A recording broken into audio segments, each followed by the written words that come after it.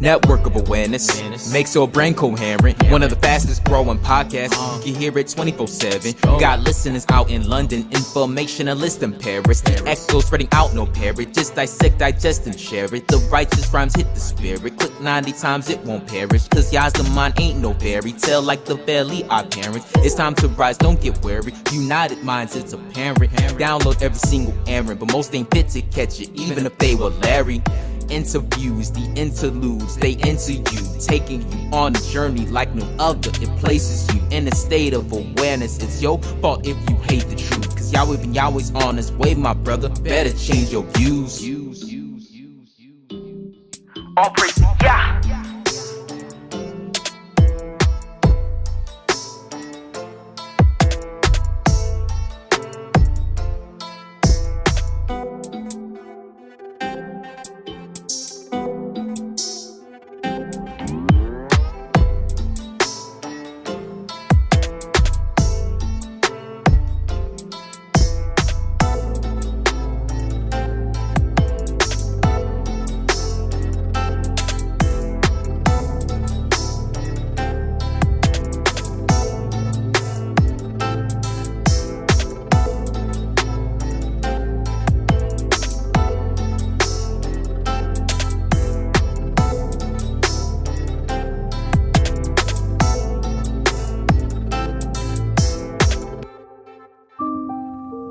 We live in a world ruled by tyranny, where knowledge is suppressed and ignorance is glorified. A world where propaganda and misinformation travel the airways at the speed of lies. But in the midst of the violence and chaos, a great awakening is taking place. And as the media empires continue to collapse, a new network is forming. A network of truth, a network of courage, a network of awareness. Peace and greetings. You are now tuned into the Network of Awareness podcast radio station, where we examine current events, politics, health, finance, and topics of cultural relevance in America and throughout the world, while bringing you insightful interviews with guests that will both educate and inspire you. And now, your host of the Network of Awareness podcast radio station, ORRA the Informationalist. Please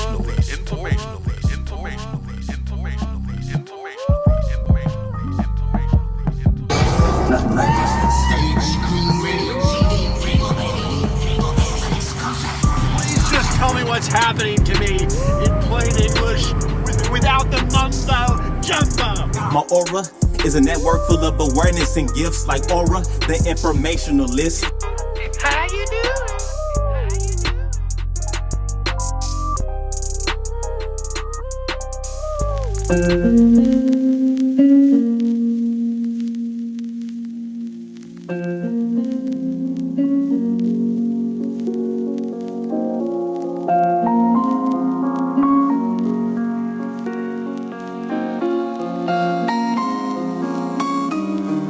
Yes, peace and greetings, brothers and sisters from around the world. This is ORRA the Informationalist, and you're now tuned in to a live broadcast of the Network of Awareness.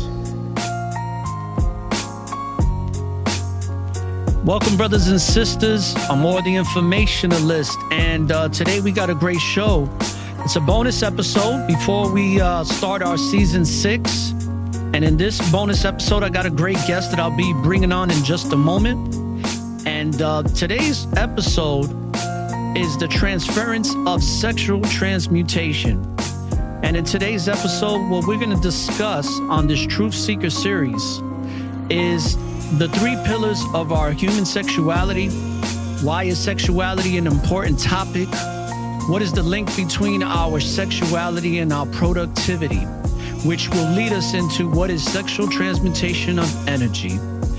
And today I'm going to be bringing on Naailah or Naailah, and I hope I didn't mess up her name too much, but she's a Carnal Revivalist and she helps individuals elevate their lives by integrating sexuality as a holistic balance coaching that she does. And she states that she initiated her career in this field in 2013 as she was trained as a crisis counselor for the sexual assault and rape crisis center of Peel region in Canada. And she also specializes in effective communication and relationship management. And she also does one-on-one work with individuals, couples, and families around the world to educate them on sexuality as part of a holistic life balance. And of course, as always, if you want more information, we have her website and all of her contact information in the description box if you want to find out more. So without further ado, I'm going to bring her on the show. But before I do, I want to read a couple of things here in regards to some of her background and how she got into this work. So that way you get a better understanding of what we're going to be discussing here.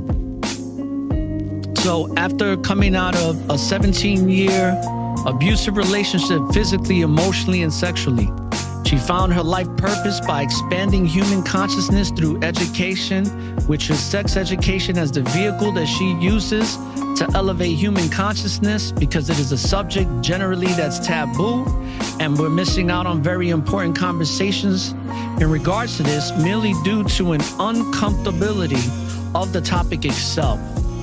And she also expressed that she spent her last 2 years researching and analyzing different modalities of holistic life balance in the past COVID world. And since December of 2020, she's traveled and stayed in over 10 cities between Canada, the USA, Mexico, to interact with different communities. And her goal was to research and collect as much data as possible to add value and elevate the current human experience. So without further ado, brothers and sisters, let's welcome to the show Naailah Auladin. Hello. Hello. That Okay, was beautiful. Great. Thank you very much. Always like to give my guests a warm welcome, and I can hear you pretty well now. So I think it was on my end. I fixed the issue. So welcome to the show. And I wanted to make sure that people got an understanding of who you are before we even started, because I didn't want to go into all of these questions. I wanted to just read it out there so people get understanding, because there's a lot to discuss in the work that you do. And first and foremost, let's talk about sexual transmutation, because I know that it's something that's discussed in the book Think and Grow Rich by Napoleon Hill. I read that book when I was about 27 years old. Changed my life, literally. Like, I went from making like $26,000 a year, and I was struggling because that was my only source of income at the time. And I had stopped being a hip hop artist around that time, or I was kind of like not really pursuing it like I used to in my early 20s. So I took on this job because I had a child. And of course, I wanted to do the right thing and try to be responsible. And when I read that book, I was making $26,000 a year, which was crumbs. But then after reading that book, in regards to transforming my life, I went to making $55,000 in less than 2 weeks. That's incredible. 2 weeks. So, wow. Yeah, it was quite amazing. But it does say in the book that you won't be the same person that starts reading the book once you put it down and you finish reading it. So with that being said, my question to you is, can you let the listeners know what sexual transmutation is? Absolutely. So yes, I've heard a lot of really good feedback from people reading this book. And somebody told me that it's one of the books that's the most read in the world, not the number one, but up there. So I can completely see that. Energy is essential for us to function as a human system. I call it a system because it's a system. And without energy, you and I wouldn't be able to have this conversation right now. So when I'm talking about energy, it's our vital life force. Without it, our body can't function. And we talk about sexual energy. And when people, they even talk to me and they're like, what is energy? I don't understand this whole energy concept. The first thing that I ask them is, have you ever experienced arousal or an orgasm? Simple question. And most adults will usually say, yes, I have. And I said, what do you feel? And they go into telling me, or maybe I can ask you this. What do you feel when you feel an orgasm? What sensation do you feel in your system, in your body? Can you answer that to me? I've never had an orgasm, so I wouldn't be able to answer that. Okay, then. No, I'm just playing. Because I do get that answer sometimes. I'm like, yeah, that's. No, listen. Go ahead. As far as, can you repeat the question? Because I was joking around, but I'm going to take it seriously. So you're basically asking, I just want to make sure that I understand the context of this, that what was the sensation or what was the feeling behind the sensation once the orgasm was completed or when in you're the process of the orgasm?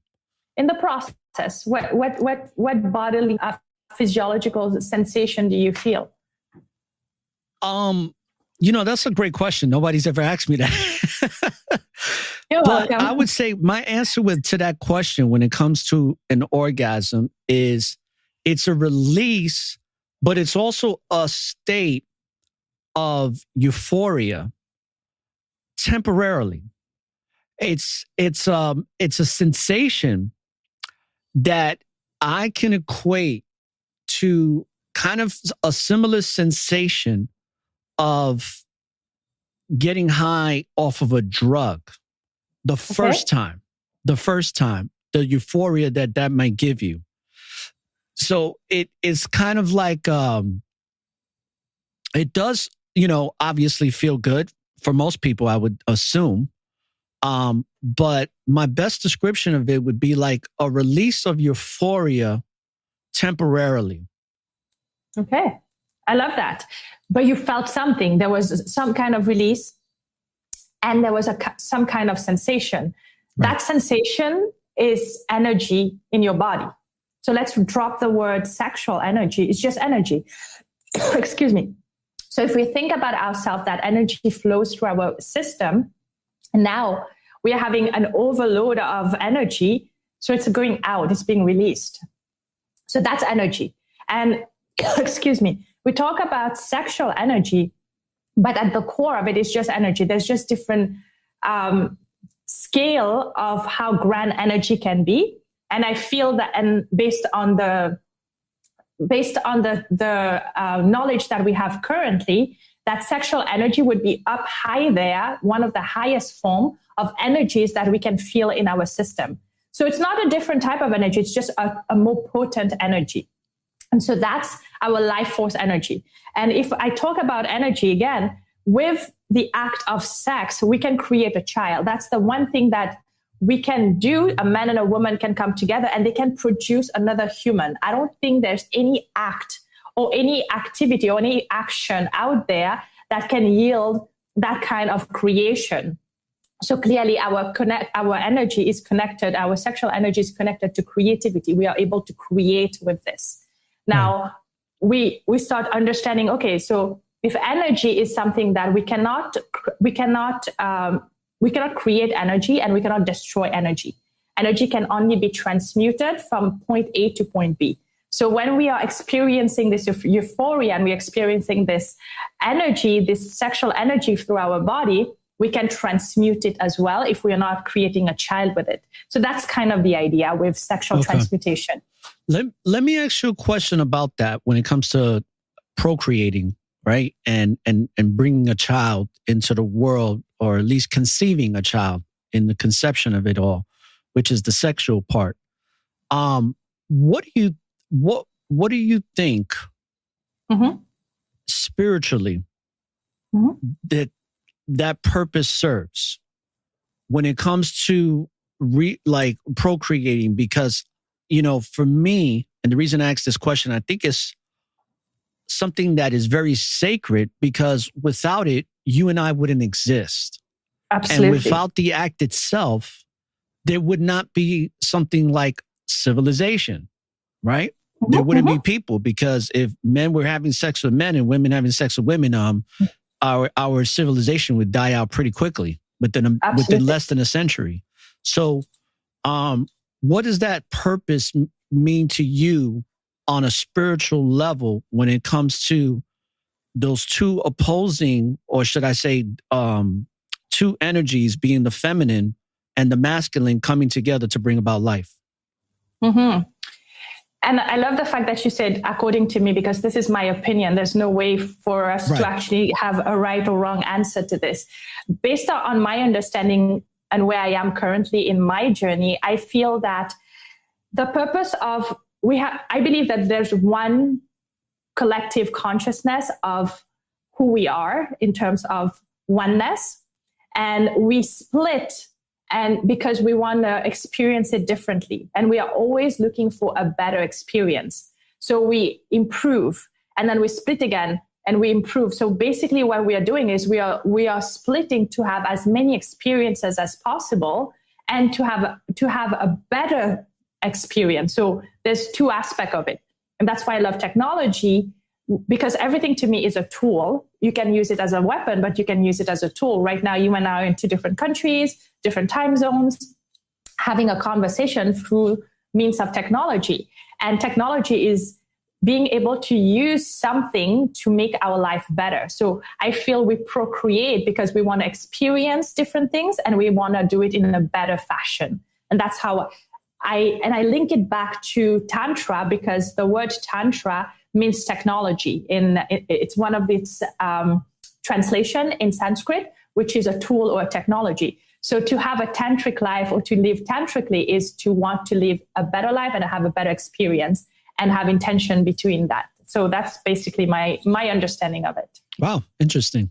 I didn't know that tantric means that, technology. I just learned something today. So let me ask you this. When was the last time you utilized sexual transmutation, and what was it that you were able to accomplish when you did so? So right now, currently, I'm using my my personal sexual transmutation in my life to reconnect with my shadow self, to reintegrate with my shadow self. So you asked me about when was the last time, and I have to give you an honest answer. That's not what I would recommend for people that are getting into that field, understanding this practice, or if they are new at it. This is something that I've been doing this for a while, and this is where I am on my personal journey. When I started, it was very, very different. But right now, currently, as of today, I am using my sexual energy to reconnect and integrate my shadow self. Okay, so that obviously my next question is, what does that mean? So integrating your shadow self, what exactly does that mean? And when you say shadow self, because that's a word that I've been hearing a lot for the past year, is shadow work. Everybody's doing this shadow work. So you're talking about utilizing sexual transmutation to integrate with your shadow self. So yes. What does that mean? So let's break it down. Why am I using my sexual energy for something? It's because sexual energy, as I mentioned before, is just a energy. It's energy. There's no different types of energy, in my opinion. But there's different scale of force, how powerful an energy can be. There's just like electricity, there's voltages. So according to me and my experience, our sexual energy is the highest form of how that energy can manifest itself in this world. Now, if I'm doing any type of inner work, the highest voltage that I can use in terms of electric power is my sexual energy. So we've established this. Now let's go to shadow work. What is shadow work?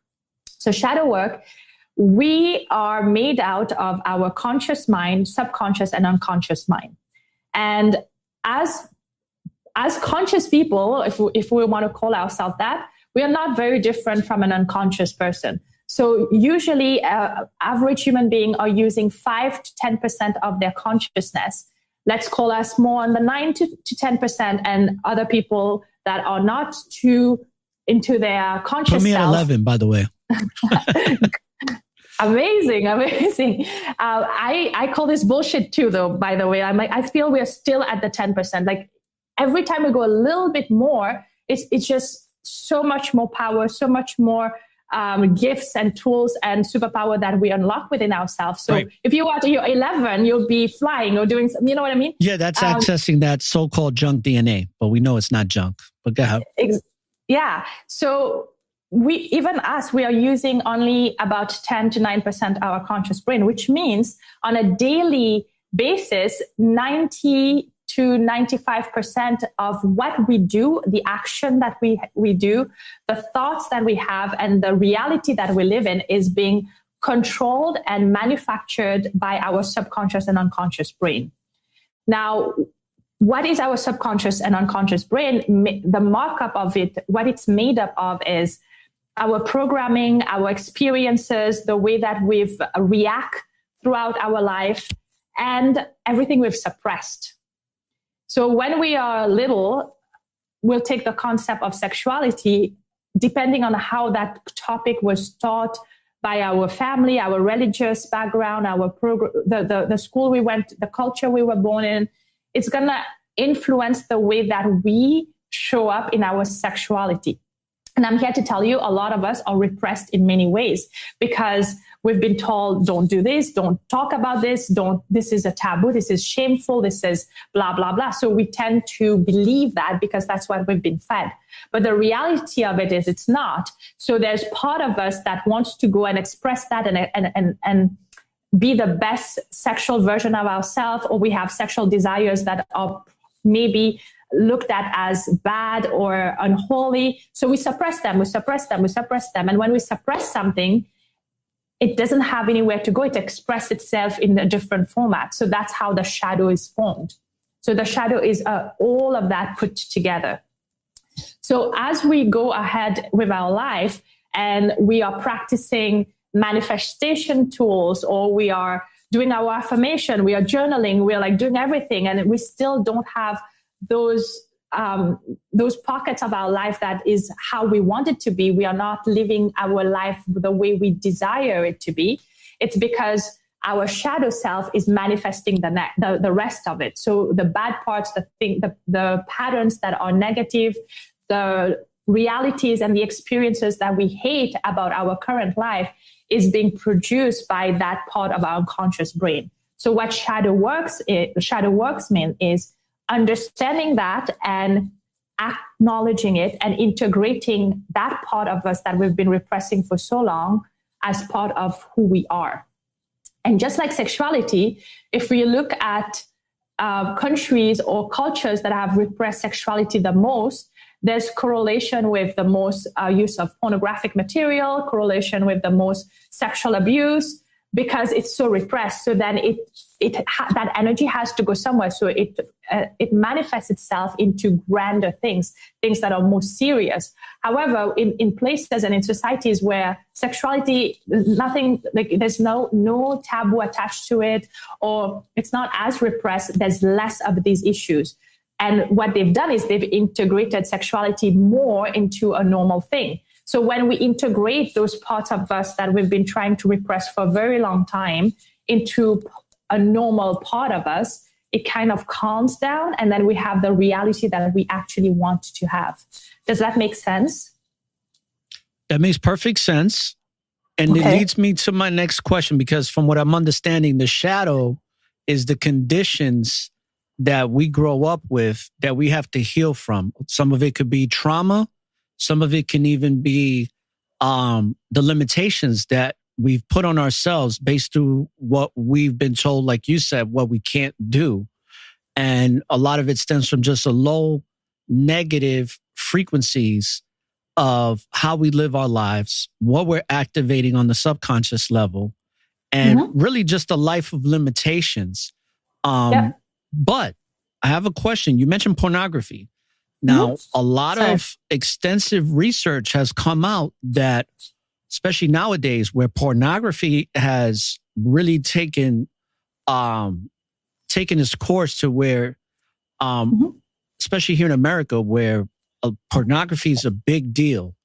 But it's been also proven that it's detrimental to the well-being of a man or a woman, especially a man or woman that is in a relationship or a marriage.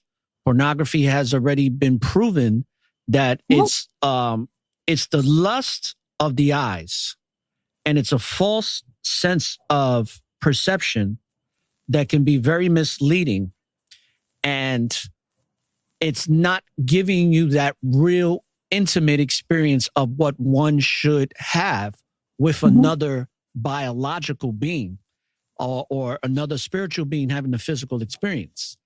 It creates this illusion that is detrimental to the well-being. And then what happens is it causes a lot of other sexual desires that are somewhat psychopathic, sociopathic, narcissistic, and many, many other things. Yeah. So my question to you is, when it comes to stuff like pornography and the shadow self, is that type of the type of work that you're describing is a way to overcome those addictions and start to have a more fulfilling understanding when it comes to sexuality and your and your place with another person? Absolutely. Okay. I love the name of your podcast, Network, the awareness part, right? So awareness is so important. If something is not in your awareness, it doesn't exist. The moment that we start bringing things into our awareness, even though we don't necessarily start working on them disciplined right away, it is there. So it starts kicking in. So just by virtue of explaining these things to people, when we start doing the work, they start understanding that now it's in their awareness. And then, of course, eventually, as they do more of the work, they do more of the exercises that comes with it that's needed. Absolutely, they start working with getting better, deeper human connection, because now they are stopping to watch porn. I don't promote anything. I don't actually tell people what they should or shouldn't do, what's moral or immoral or anything, really. I just provide them with tools and information and solutions. So then that allows them to make informed decision about, oh, should I continue watching porn? What is that actually doing to me? What is a better alternative? And I heard there was a guy on a podcast that I was listening, and he was a porn addict, and he came from a very, very strict religious background. He was born and raised in the US. He could not date. He didn't even have access to his computer after a certain time during the day. Very, very strict upbringing. And the moment that he got a phone, he got addicted to porn right away because he couldn't date. So that's the suppression that leads to these types of addiction or other things. And eventually he got out of it, and he said this, and it was so beautiful. He said pornography actually doesn't show people how great sex can be, because everybody thinks, oh, wow, this is so great. But once you actually get to connect with another human being on the level that you're describing, the sex is like, there's no comparison with that kind of sex that you actually see in porn. And it's that much better, that much grander, that much more orgasmic. And most people, so sad to say this, most people have never experienced this, even if they've been in a relationship. Right. Even if they've been married for X amount of years, even if they don't, you know what I mean? Because there's so many layers and level to what sexuality is. Yes. Absolutely. I agree. And a lot of it has to do with the fact that pornography promotes these fetishes that are, it's almost devaluing the human spirit, especially in the way that it degrades women most of the time. A lot of stuff that goes on in it is not how women should be treated in the real world. But unfortunately, a lot of men watch pornography and think that that's how it should be. And it leads to a lot of what I call darkness and, self-destructive behavior. But let me ask you another question here. In regards to sexuality, right? Why is sexuality such an important topic? It is an integration integral part of us as a human being. It is as important as having a good diet, exercise routine, sleeping on time, because it is connected to our hormones, our mood, our motivation, our self-worth, emotional intelligence, creativity, productivity. The list is so long. Right. And we don't talk about it. We understand we need to eat well. We understand we need to go to the gym. But we don't really talk about needing somebody like me that actually sits down with you and helps you identify how your sexual blueprint, I call it your current sexual blueprint, your current sexual paradigm has been formed, where it comes from, why do you have the desires that you have, why do you have the shame that you have, and how by eliminating and removing those trauma triggers, repression, you can have the best life that you want. And it's not just going to influence you in your sexuality, it's going to influence you in your work, the money that you make, the relationship that you have, the communication that you have with people. Like, it just transforms you. Just the same. It's like a lot of people ask me this question and I say, the gym is not just for people that are unhealthy or overweight. It's for everybody. It's the same thing. So understanding your sexuality should be part of your well-being, you know? So what really, is this something that you've always wanted to do? Or what really would inspire? Because I don't know. I don't think you were like a 5-year-old being like, hey, I want to be a Carnal Revivalist, or I want to teach people about their sexuality. So what is it that really inspired you to want to do this type of work? Absolutely. So as you mentioned before, I was a crisis counselor in a sexual rape assault victim center in Canada.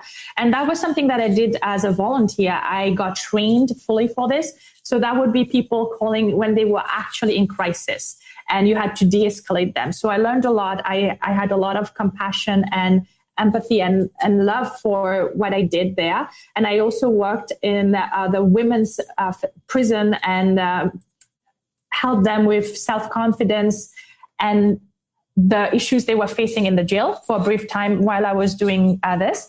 So I always had that kind of love for that work, but I never thought that I would be doing this. I was still in my marriage. I was still in an abusive relationship at the time. And then I left that relationship after a bunch of years. And I realized that I was 36. I was with one guy my entire life, practically. And I did not know what my sexuality was. I did not know how to go on a date. All of these things were so foreign to me. And on top of that, I was brought up and raised in a conservative Islamic background. So I started doing my own research. I started having my own experiences. And that led me to be like, oh my God, I need to share this with more women. And then, oh my God, I need to share this with men and women. To, oh my God, people's life are being transformed by the knowledge and the work that I do with them from so many different parts of this experience. I have clients that have been abused, to people that have never had any issues, never been abused, and understanding how sexuality is connected to them or shifting their life because now they are aware. You know what I mean? Yeah. I wanted to kind of give you a little bit of background about me, and then it'll lead me into this question, because this is something very important that I want to get your feedback on. See, do your experiences in your counseling. And if you don't mind me asking, how old are you? I'm 39. Okay, you're 39. All right. So I'm not that much older than you. Okay, great. All right, wonderful. I thought you were a lot younger. I would have thought 30, but okay. I get that a lot. Hey, that's good. Melanin, is a good thing. So let me ask you this. In my experiences, I started having sex at the age of 17, but I could have started having sex at 11 with a 15-year-old girl, but I was scared or whatever. And I figured, especially understanding what I understand now, I feel like I had sex way too young at 17 years old. Definitely wasn't prepared for it. And I definitely, once I turned 18, 19, I had a lot of women that wanted to have sex with me very quickly. And at that age, I didn't have the discipline that I have now, understanding things a lot better. So I slept with a lot of different women that wanted to have sex with me right away. Always. They meet me. Sometimes it would happen in a day. You know, had a couple of one-night stands, going out, you know, nightlife, meeting certain women. And even when I wanted to wait, they didn't want to wait. So it led me down a path in my 20s to where I was very promiscuous. And then slowly but surely, after I had my daughter and I got into my 30s, it slowed down tremendously to the point where I became self-disciplined in not having sex with women that I meet and really focusing on developing friendships. And I became celibate for many, many years. And I've had about 3 stints of celibacy. And one of those is right now as we speak. And it's been like that since last year. And my question to you is like, you know, it took me a long time to learn certain things, especially when it comes to setting boundaries in a healthy manner. And I think if I would have learned that at an earlier age, I probably wouldn't have had as much sex as I had when I was in my early 20s. And what I wanted to ask you in regards to all that is if you could let the listeners know, like, what is the concept for you when it comes to developing a friendship between a man and a woman? Because for me, being at the age I'm at now, I feel like, what do you think sex plays in that part? Because, excuse me, my throat is getting dry. I have to drink some water, but I think I got it back. What do you think is a process in when people should engage? Because, you know, in the scriptures, it says that men and women should get married before they even think about having sex. And I agree with that because knowing what I know now, I feel like, especially when it comes to sexual transmutation, when people come together in a relationship, I think sex should be the last thing that they find out in what they should be doing together when getting to know each other. Because things like respect and developing a friendship to see if that person is worth the time and if they're loyal, if they're going to be with you in the tough times, to really kind of get a great understanding of who they are as the person. And the only way you're going to find that out is with time, but also really getting to see if there's some type of compatibility on a spiritual level, instead of taking the sex part that's physical, but really focusing on the mental part and making sure that that's in order before it even gets to the physical. So I wanted to kind of get your understanding of that, because what do you think is how people should like interact with each other when developing a relationship, which has to start as a friendship, right? I mean, you got to get to know each other. So I can't meet you and be like, hey, you want to be my girlfriend today? How you doing? My name is, ORRA. I want you to be my girlfriend today. Like, that's not responsible. Like, you have to get to know me. I have to get to know you.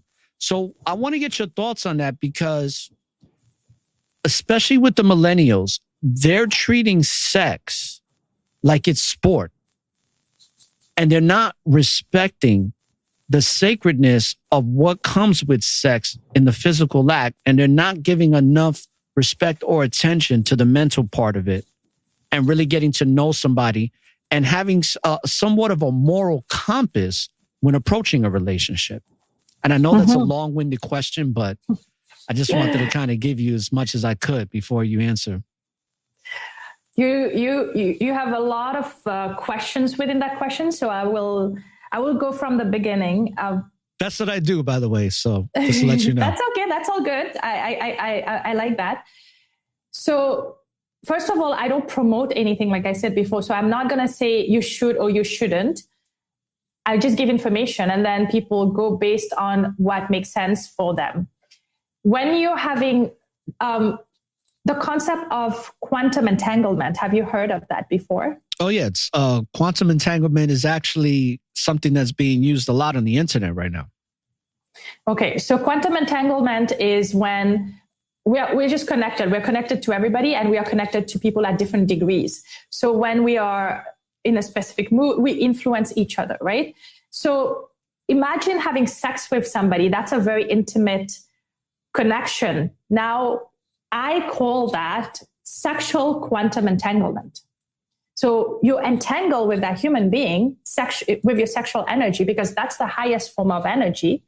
You have a child, you have a friend, you have a connection with somebody, you're connected to that person. Now imagine having sex with another person. It's a higher level of connectivity. So every single person whenever two people are having sex, they are getting an entanglement. And a lot of times, because we are not informed, we're not educated on the topic, we leave those relationships, those one-night stands, those relationships for 1 year, 2 years that didn't work, which for whatever reason, and we are still connected to these people with our sexual energy because we've never actually cleared them. So number one thing is education. I don't think there's a right or a wrong age to have sex. Of course, as an adult or an older person.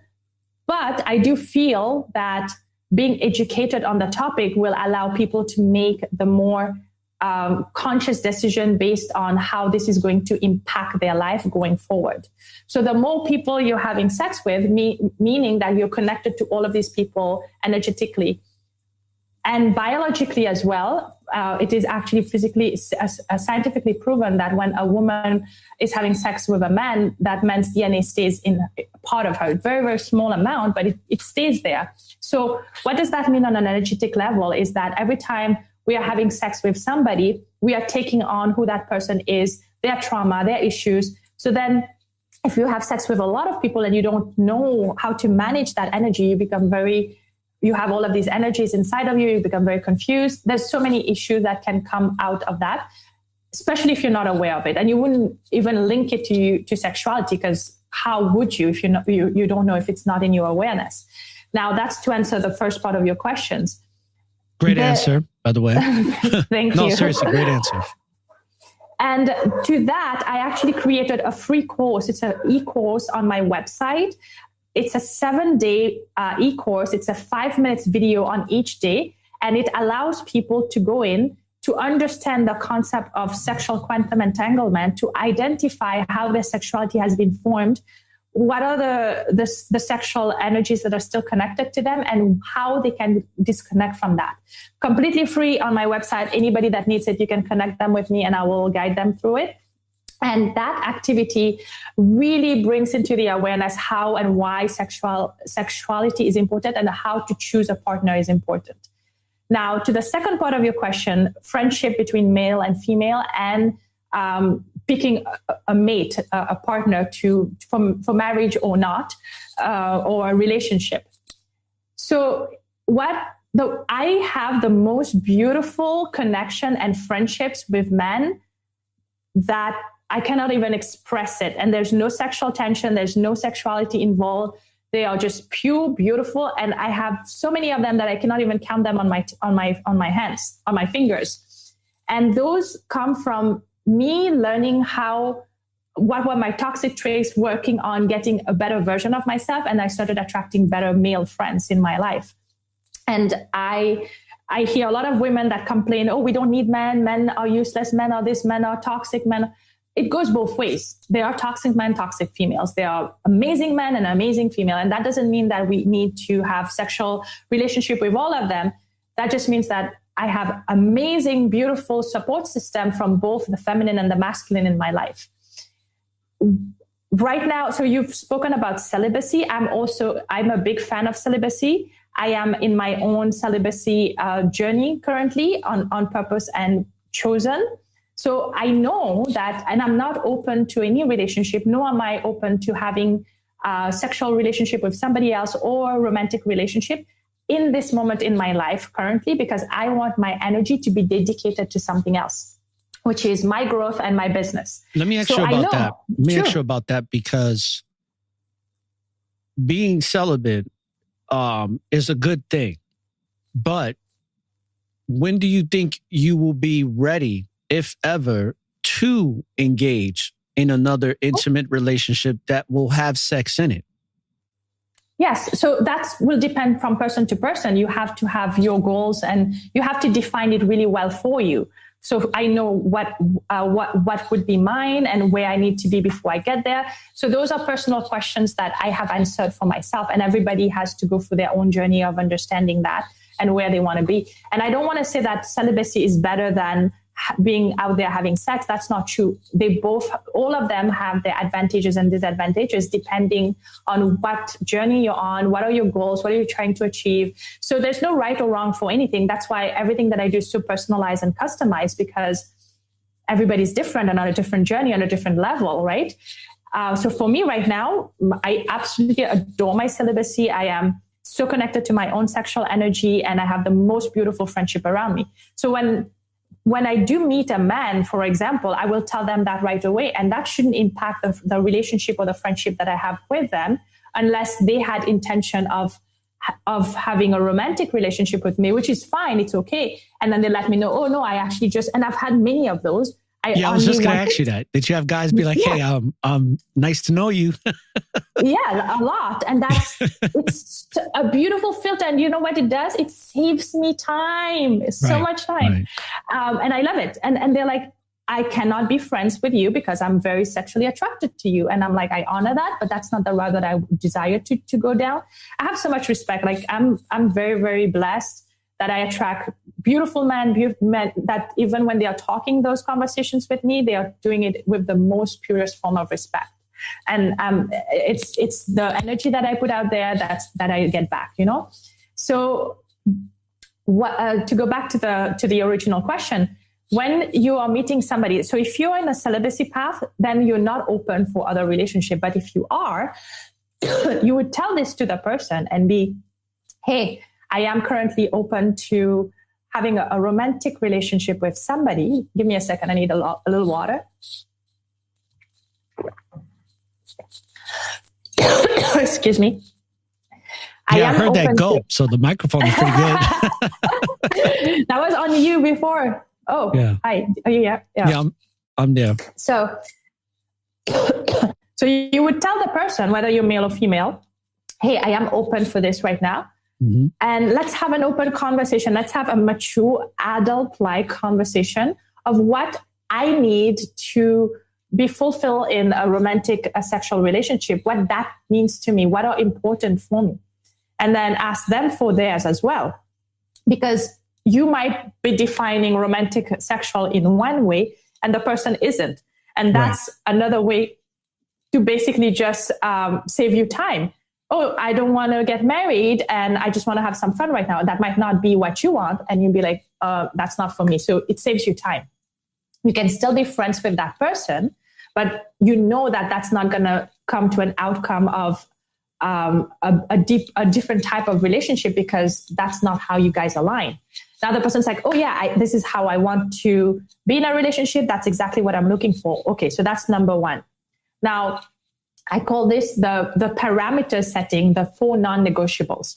So what are the 4 non-negotiables that are yours that they absolutely need to be met in a relationship that you're having with a woman? For me, if I'm going to pick a partner, and that applies for most relationship in my life, I need to have clear, concise, effective communication. I need to have authenticity and vulnerability. I need to have honesty and respect, and I need to have love. And I'm not talking about romantic love, because I have love for my friends who just love. Is that going to be love unconditional or with conditions? These are conditions already. So okay, I'm just asking. Asking. Yeah. No, love is a state of being. Love is not an emotion. So when you love, you love unconditionally. But there's always condition to everything, in my opinion. It's impossible. Yeah. I'm a being of love, but there's condition. If somebody's going to come and abuse me, the love can stay, but there's a condition there that I'm not going to take abuse. That's my boundary. Yeah. So to go back to this, so you would tell the person, you would find the middle, you will see, okay, this is my 4 non-negotiable. This is the person's non-negotiable. Can I reflect that? Do I agree with her non-negotiables? And am I bringing this on the table too? So if I say I value effective communication, I need to also be communicating effectively. If I value honesty and respect, I need to show up in honesty and respect as well. So it goes both ways. So those are the basic work that I would say people need to do first before they even talk about having sex or any of those things, because that's what makes relationship work. Once you have those things, then you can start talking about what that looks for me. Oh, you know what? I might want to get to know you better for a while before I want to engage in sexual activity with you. For these reasons, is that something that should be able to consider it? Is that okay with you? The person might be like, I like that. I don't like that. I have a friend couple, and they've been together for over a year. They are extremely successful. They travel around the world together. They sleep on the same bed. They shower together, like a normal couple, but they've never had sex. And their love relationship is so beautiful because they've developed ways of connecting with each other that are deeper than most couples that I know. And he just proposed to her. They are going to get married. It's just this like magical thing that's happening in their reality because they are communicating and they are expressing what that is for them. And all of that were discussed at the beginning, just like I'm expressing to you. That's what I teach people to do. And people might be like, you go to a date and you talk about this. Yes, that's what a lot of people do. And that's when it becomes very successful. And because going in all of the things that you're committing, it's not taking you by surprise after 6 months, a year, 18 months. You know what I mean? You're going in with all the knowledge and the information needed for a successful relationship. I think that's beautiful that your friends are doing that, because I think that when they do get married and do decide to have sex for the first time, I think that sex is gonna be very meaningful, and it's gonna be the type of sex that most people don't have these days, because they're establishing something spiritual and keeping it sacred in their marriage and really getting to know each other, it sounds like, right? So, yes, and I so think that's a wonderful thing. So let's go back to the quantum entanglement of, you said clearing quantum entanglement. You said people sleep together and a woman will have the man's DNA. They call it, back in the days, we called it essence. So there's a certain essence that the woman will carry of the man, but the man as well as the woman. Of course.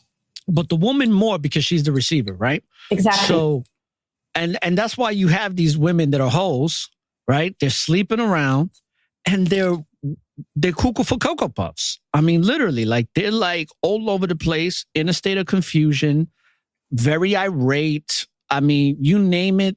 It's almost like they have ADHD on steroids because they've had they have so much sex with so many different people. And a lot of it stems from a great sense of insecurity. But then you also have a lot of men that do the same thing. And they are very like, they have no empathy. And a lot of times it leads to psychopathic or sociopathic behavior just because they don't have value for human life. They look at people as cattle or almost like animals to use for whatever reason and serve their purpose, and that's it. So how does someone clear, in your words, quantum entanglement with someone? What is the clearing process, and how does someone become successfully cleared from that? So I call it sexual quantum entanglement, because quantum entanglement, you have it with everybody. My bad. I forgot the sexual part. That's okay. That's something that I completely, that's my own term. I created a whole free course on my website for this. So everything is there. It's not something that we can just, start talking about now. I want people to be very informed and have clear information of how to do it. Everything is there. Like there's step by step. It's free. And so I want people to see your website real quick here. Okay. So let's do that. And there it goes. All right. Matter of fact, let's make it a little bigger here.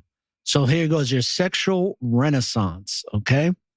And this for the people that are going to be watching this broadcast, or for those that are listening via audio, You can go to her website, right? And let me make sure that I'm pronouncing your name right, because whatchamacallit, I think I said it wrong the first time and got it right the second. Did I? Yes. Okay. It's Naailah.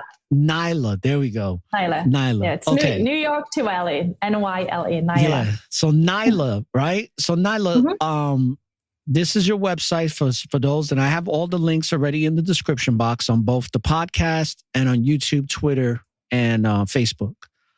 But going back to the response that you were giving about this sexual quantum entanglement and the process of clearing a past sexual quantum entanglement so that you can be cleared from it and hopefully start something new with a new person and kind of get rid of the excess baggage that you collected. Mm-hmm. Yeah. So if you go back on the website, I can quickly share where this is. But that's fine. That's perfectly fine. Since we have it there, let's just do that. Yep. Let's go back to the website. Okay. So where would you like for me to go? So if you go on resources, there's a lot of free resources there. Okay. So if you click on here, the first thing that you see, just don't click on anything yet. I just want to tell what this is. So you have the free sex e-course. That's the one where you clean your sexual entanglement. Okay. And then you have my, I've created a 7 series. This is my one-on-one that I do with people that are customized. So I took the essence of that and I created an e-course. So that's for people that wants to have access to this. And then I have a lot of articles on the blog. Right now, I work with both men and women. And I have some additional support for women. I have a weekly free workshop, which is every Wednesday at 6:30 local time, which is Eastern time.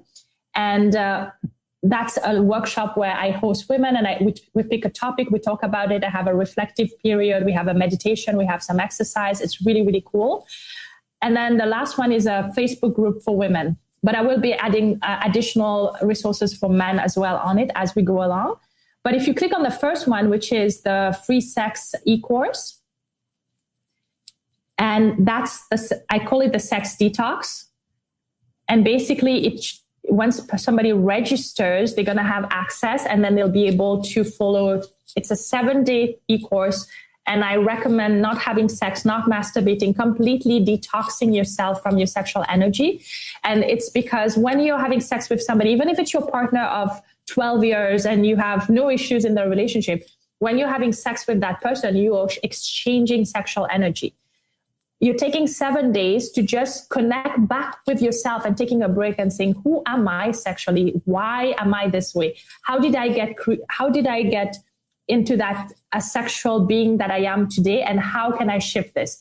And you can't do that when you entangle with other people. So taking a break for 7 days is super important. And then you go back stronger into your relationship or into understanding who you are sexually, because now you're cleansed, you are more aware, you understand things clearer. So that's why I created this course. And I want everybody to share it because I've created it for everybody to use. That's why I did it for free. Okay, great. Wonderful. Mm-hmm. Okay, so basically, if somebody wants to learn how to detox, they should come to your site. Yes. Okay. Register and they'll get it. Yes. Absolutely. So, when it comes to, like you mentioned, not masturbating and kind of being cleared from anything sexual, how should somebody, because I go through this sometimes. It's not how it used to be, but I do sometimes crave intimacy. There are times where I feel like I would like to have some type of, not so much sexual contact, nothing like that, but have some type of contact with a woman that's somewhat intimate. And sometimes I crave that, but then I let it go because I'm not going to go just seek it out for some temporary pleasure. But is there a way to overcome the craving or the desire to want to have that. And if there's a way to go about it, can you please let the listeners know? Or what is what is the best way to stay celibate? Because it's gotten easier for me. I started doing it in my mid-30s, and I've went years, and I was very successful at it, because I think that the longer you do it and the more you do it, the better you become at it, especially when you're living a life of purpose, and that purpose is serving others, right? Like that ancient saying that when you look for happiness for yourself, it eludes you, but when you seek happiness for others, you find it in yourself. And I truly believe that. I live by that. And that has been a truth in my life for a long time.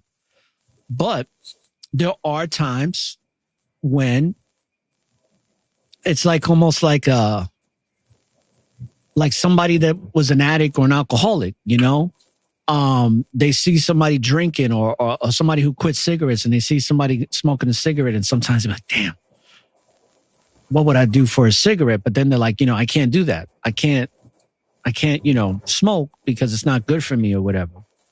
So is there any advice you could give to that, or even give your own personal perspective on how to deal with that, considering that that's something you're practicing, like myself, at this present time? Sure. So intimacy is a very interesting word, because I don't equate intimacy with sexuality per se, personally. Right. When I look at the definition of what intimacy is and what it provides for somebody, I have more intimacy with people I've never connected with sexually or romantically to date with than most people have in their couple sexual romantic relationship. And intimacy is built on foundational work, where I say it this way.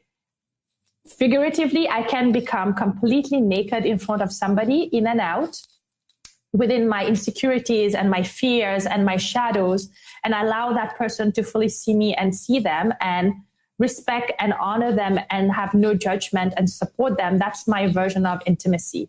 And I have this with so many people at different degrees and level.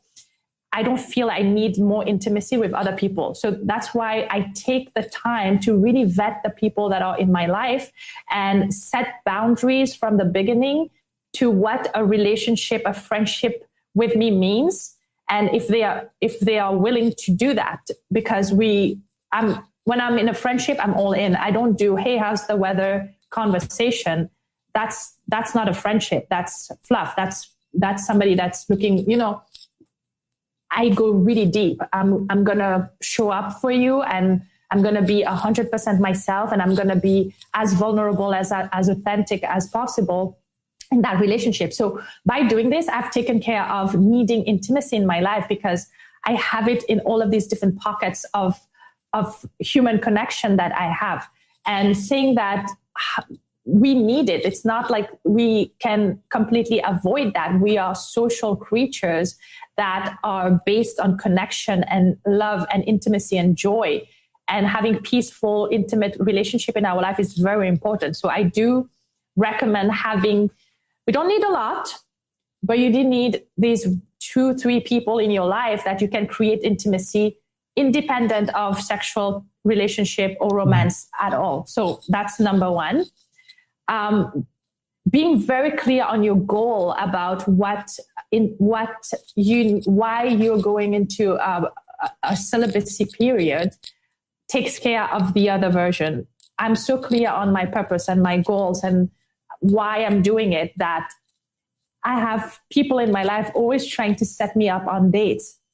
I have a friend couple that are begging me to go on this date with this guy that they think is going to be so amazing with me. And the guy's also on a celibacy journey, and they know I'm on a celibacy journey.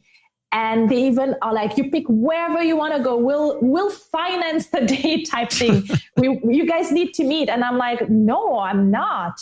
Because I'm so clear on my path. It's going to waste my time and his time, because I'm not open to this at all. So that takes care of that. That doesn't mean that those are things that are different from sexual needs. Being celibate doesn't take away that we are sexual beings and we have sexual needs, and that our hormones are influenced by our sexuality, and so on and so forth. So I do have my own self-pleasure routine that is very, it's like a temple space for me. I always tell people to treat themselves during masturbation, self-pleasure session like they would like to have with another person. Don't just go into your room, close the door, be rough with yourself for 5 minutes and be done. Like, that's not how you would want to be if you were with a partner. You want the room to be nice. You want to put some flowers in the room, whatever it is that turns you on, that you usually want from a partner. Okay. Why don't you treat yourself that way?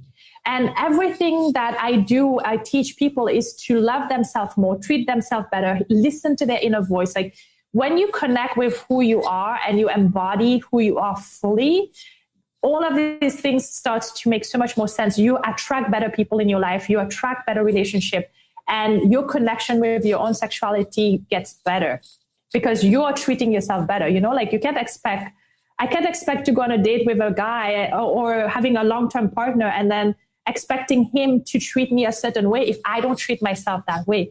If I don't know about my own anatomy, I don't know about my own body, I cannot expect another person to come and do that to me.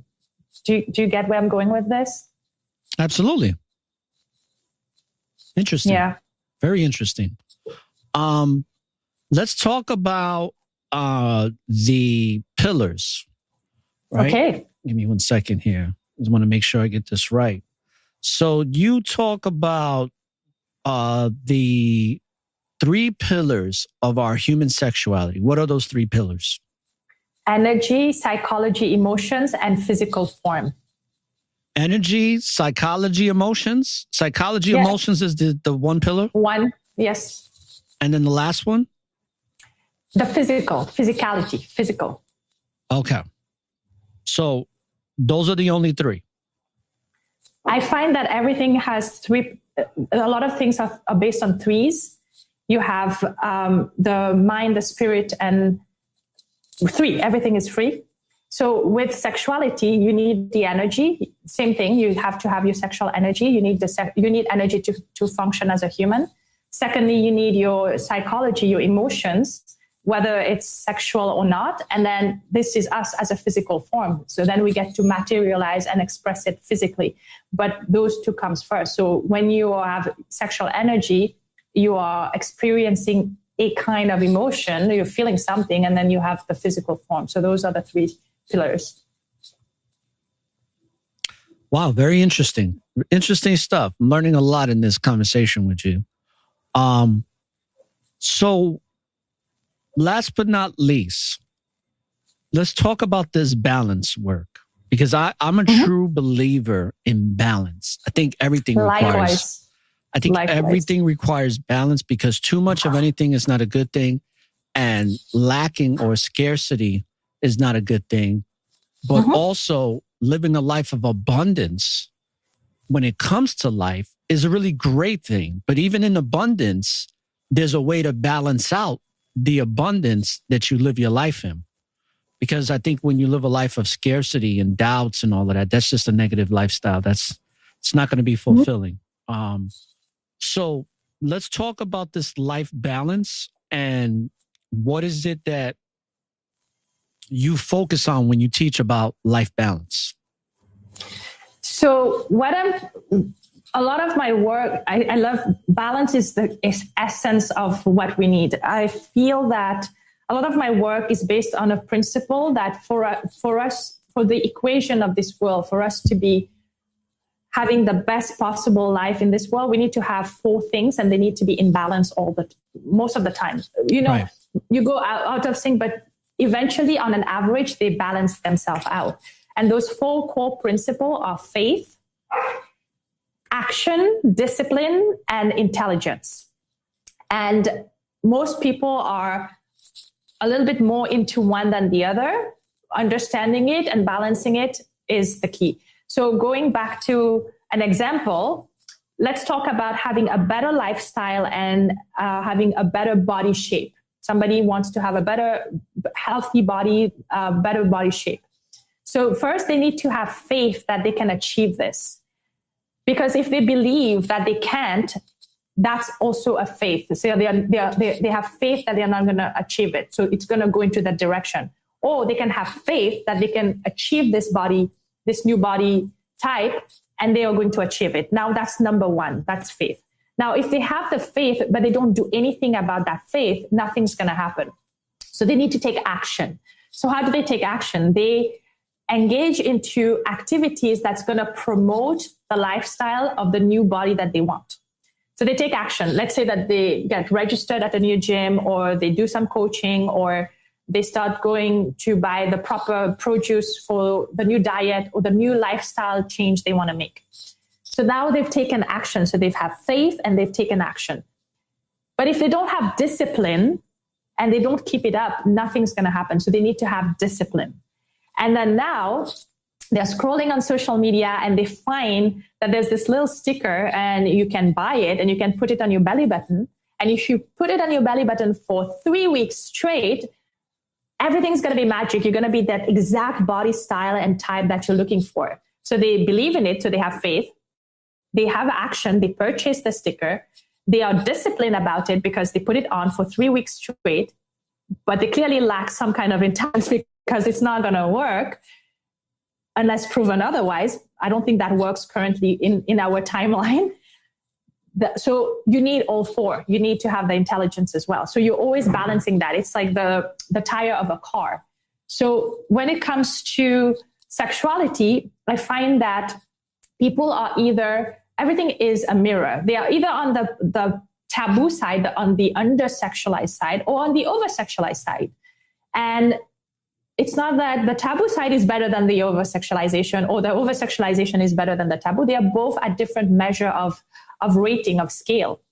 And bringing that into the center by providing awareness, education, opening up the conversation, giving people tools to understand these concepts are going to bridge that gap. It's going to bring it back into balance. So I'm working with the collective consciousness of sexual energy to bring it back into the balance, because the more we have taboos, the more we're going to have over-sexualization.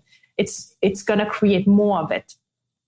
And once people start going into that balance in their sexuality, they start having balance in other areas of their life. Because as I mentioned before, your sexuality is connected first to your money. I didn't bring that part, but that's what the whole book, Think and Grow Richer, your sexuality is connected to your finances because it's connected to your self-worth, what you think you're worth. And if you have a self-worth that's crushed subconsciously, you might not even be aware of it. You're not going to thrive financially.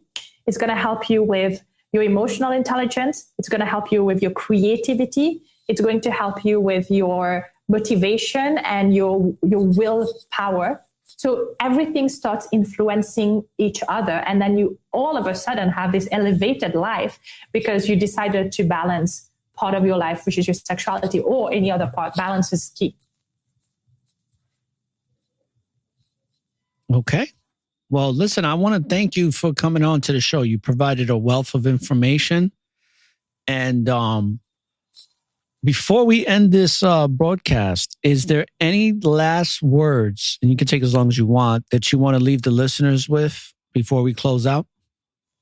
Well, thank you so much for the opportunity. I really, really appreciate this. My purpose here is to bridge the gap between the over-sexualization and the under-sexualization. And by having my voice expressed through your podcast means the world to me, because now this is in your awareness. This is in the awareness of everybody that's listening. And they're going to go and take this information and share and multiply it. So it helps with my purpose. So thank you, thank you, thank you. And as a last word, I'd just like to give one last advice to everybody. So when you're in a relationship, any type of relationship, whether it's a mother-daughter, a spouse relationship, I want to offer you this beautiful thing that I apply in my life. When somebody comes and they are tired from work, from school, they have had an issue, and they come to you, ask them if they want advice, or if they want an advice or solution, or they just want to hear somebody to hear them out. and be there for them. Because a lot of times when our people come to us, they want one or the other, but not both. And we create a lot of conflict and tension in our life by providing the one that they don't want or both at the same time. So that solves so many conflicts, so many fights, so many communication issues by saying, what do you need me to be in this moment? So I encourage you to practice this with the people in your life. And it's beautiful, beautiful how it transforms people's life. And I'd like for anybody that's listening to this that wants to connect with me to do that. You have my website, lots of resources there. And for anybody that comes and say that they've heard me on your podcast, I'll offer them a complimentary 30 minutes call. They can ask me anything that's personal to them, and I can give them advice accordingly. Okay, great. Well, hopefully people will take advantage of that are listening to this episode. Anything that's for free, I think people should always take advantage of, because there's not many free opportunities in this world. So I want to thank you, Naailah, for coming on to the show. Like I mentioned before, you provided great substance, and I truly believe that this show is going to be very edifying for people in getting a better understanding of the importance of sexuality and how it plays a role in their lives, especially when it comes to their productivity, right? So, brothers and sisters, I hope that you enjoyed this episode on the transference of sexual transmutation here on the Network of Awareness. And as always, we just bring you information from people from all different walks of life and, to give you great education on how to be the best version of yourself today and tomorrow, and also to just have awareness so we can also expose all the long legacy of lies in a world that's constantly lying to us. So it's better to have a great understanding of the lies so we can better understand the truth. So with that being said, when you live in the present, there's always an opportunity for a new beginning. Stick around, Naailah, for a second. And don't look for the light at the end of the tunnel, brothers and sisters, because the light is and always will be within you. So light up that tunnel and find your way through the darkness and do that proper shadow work. All right?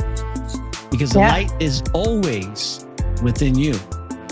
So with that being said, peace, love, and light, brothers and sisters. Shalom.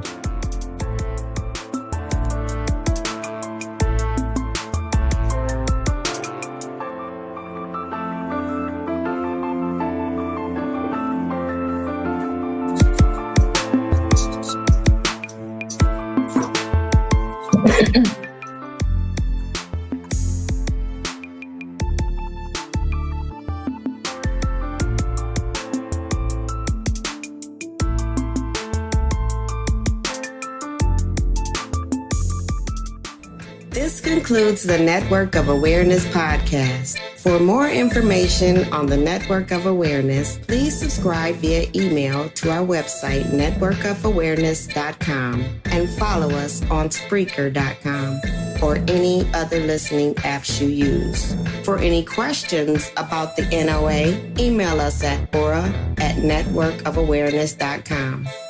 Thank you for listening to one of the fastest growing podcast shows on society and culture in America and abroad. When you live in the present, there's always an opportunity for a new beginning. Peace and blessings. Peace and blessings. You are now tuned in to the Network of Awareness. To the Network of Awareness. To the Network of Awareness.